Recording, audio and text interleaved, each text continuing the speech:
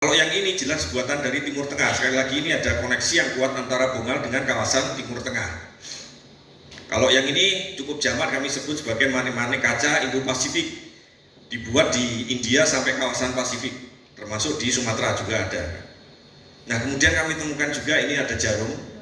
Nah, ini ukurannya kurang lebih ya 7 cm lah. Oke. Kemudian ini yang dari TP2, ini kaca juga, botol, gelas. Nah, ini juga barang-barang kaca dari Timur Tengah. Nah, ini juga kaca ini cukup cantik karena ada relief-relief. Nah, kemudian ini yang juga cukup banyak yang ditemukan, jalinan hijau tali. Beberapa di antaranya ditemukan sekonteks dengan kayu nibung, jadi memang fungsinya untuk mengikat itu.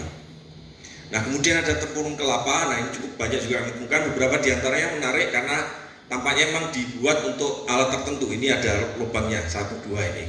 Kalau ini bisa lubang alam, tapi yang 2 kecil ini jelas buatan manusia. Yang ini juga mungkin kalau ini alam bisa bentuk, tapi garis-garis yang vertikal ini jelas buatan manusia. Nah, yang cukup banyak kami temukan juga dari hasil ekskavasi itu ada diantaranya pinang. Kemudian ini yang cukup mengejutkan karena di sini kami temukan pala. Selama ini narasi sejarah kita menyebutkan pala itu baru keluar dari kawasan Kepulauan Maluku pada masa penjelajahan orang-orang Eropa, artinya di abad ke-16. Tapi kami temukan ini di dalam konteks temuan-temuan artefak dari abad ke-7 sampai 10 Masehi. Dan untuk membuktikan itu, salah satu di antara pala ini kemudian kami kirim sampelnya ke New Zealand, ke Selandia Baru. Dan yang cukup menunjukkan ini memang berasal dari abad ke-7 Masehi. Jadi artinya sejalan dengan temuan-temuan artefak atau barang-barang yang tadi.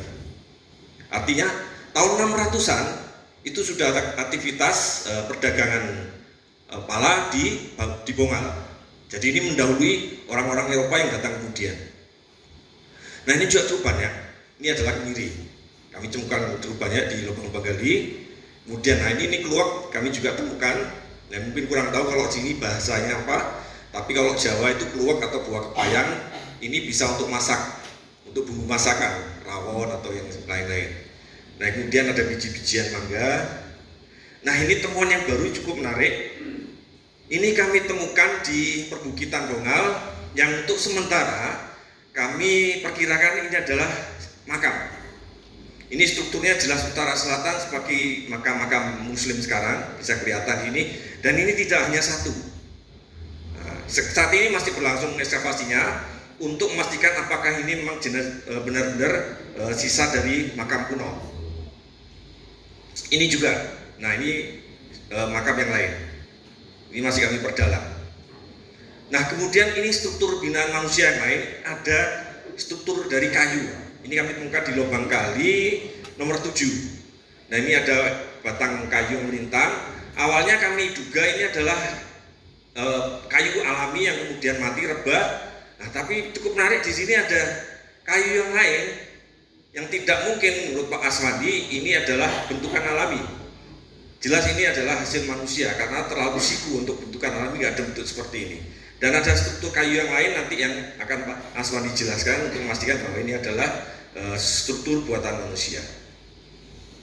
Nah, ini hasil pertanggalan, hasil analisis pertanggalan dari artefak kemudian ekofak yang kami temukan di situs Bongal itu paling tua seperti ini, abad ke-7. Nah, kemudian ada juga nanti temuan lepas yang kami analisis carbon datingnya, umurnya ternyata lebih tua. Nah, ini hijau. Ini juga kami temukan kemudian analisis. Nah, ini pertanggalannya tahun 683 sampai 778, akurasinya 92%. Artinya abad ke-7 sampai ke-8 Masehi. Itu hijaunya tadi. Kemudian ini yang menarik. Ini ada papan kayu yang ada inskripsi atau pertulisannya. Setelah kami analisis, ini adalah pertulisan aksara Palawa Granta abad ke-7 sampai 8 secara paligrafi, secara jenis atau bentuk hurufnya. Untuk membuktikan lagi kami kirim sampel, kemudian kami potong sebagian dari kayu ini untuk tahu pertanggalannya apakah sejalan dengan hasil pertanggalan hurufnya. Nah, ini hasil pembacaannya. Ini Sri Yapana Rakitan. Nah, cuman kita belum tahu artinya apa. Kita masih tunggu kawan yang lebih paham tentang bahasa Tamil atau Sanskerta. Nah, ini hasil petanggalan dari kayu yang kami kirim sampelnya tadi, dari papan yang ada pertulisannya. Ini akurasinya 85,1%, itu tahunnya 688 sampai 778, artinya abad ke-7 sampai ke 8 Masehi.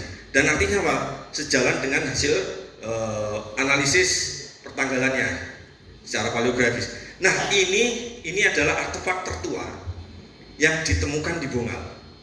Ini tahun hasil analisis karbon itu 560 sampai 60, artinya abad ke-6 sampai ke-7 Masehi. Artinya apa? Situs Bongal ini jelas lebih tua dari hasil analisis situs Lobutua di Barus. Setidaknya 3 abad lebih tua dibanding Bongal. Dibandingkan yang di Lobutua Barus, ini lebih tua. Nah, ini juga makin menguatkan bahwa situs Bongal itu adalah situs yang lebih tua dibandingkan Barus. Ditemukan banyak kepingan-kepingan koin dari masa dinasti Umayyah sampai masa Abbasiyah yang didapat dari lubang-lubang pertambangan masyarakat. Ini dari Umayyah, ini dari Abbasiyah. Nah, ini juga beberapa diantaranya masih disimpan masyarakat. Ini juga tahunnya sekian, bisa dilihat sendiri. Ini juga. Nah, ini hasil susunan pertanggalannya, bisa dilihat yang paling tua dari masa Umayyah. Kemudian yang paling muda dari masa Abbasiyah, Khalifah Al-Ma'mun, tahunnya sekian. Nah, kemudian ini temuan yang menarik seperti yang saya sebutkan tadi, ada albik. Albik itu wadah untuk penyulingan. Ini gambaran dari teks atau naskah Arab sejaman. Jadi itu benda memang digunakan untuk menyuling. Nah, entah kamper, entah kapur barus, atau bahan-bahan untuk wewangian yang lain. Nah, ini yang juga cukup banyak ditemukan di Bongal, itu adalah pecahan-pecahan Guci Nesapur atau Persia atau Iran, abadnya sekitar 7 sampai 9. Nah, yang ini sebagai bandingan aja, kondisi utuhnya itu sekarang ada di Metropolitan Museum di New York, Amerika Serikat. Nah, ini juga yang menarik dari Bongal yang tidak ditemukan di situs di Lobutua Barus maupun Bukit Asam Barus. Ini ada prasasti-prasasti timah yang bertuliskan. Nah, ini dapat baca, ini mengandung unsur kosakata Sanskerta dan Sumatera atau Melayu kuno. Nah, ini bisa dilihat Ututup, Kubandami. Nah, ini kosakata Sanskerta, Swaha dan seterusnya. Nah, ini juga ada kepada, nah, seterusnya itu ada. Nah, ini juga. Nah, yang menarik salah satu diantaranya ini ada angka tahunnya 1026. Artinya abad ke-11. Ini boleh dibilang adalah artefak yang termuda temuan di situs Bongal. Nah, ini juga temuan masyarakat. Ada ciri-ciri Hindu atau Buddha.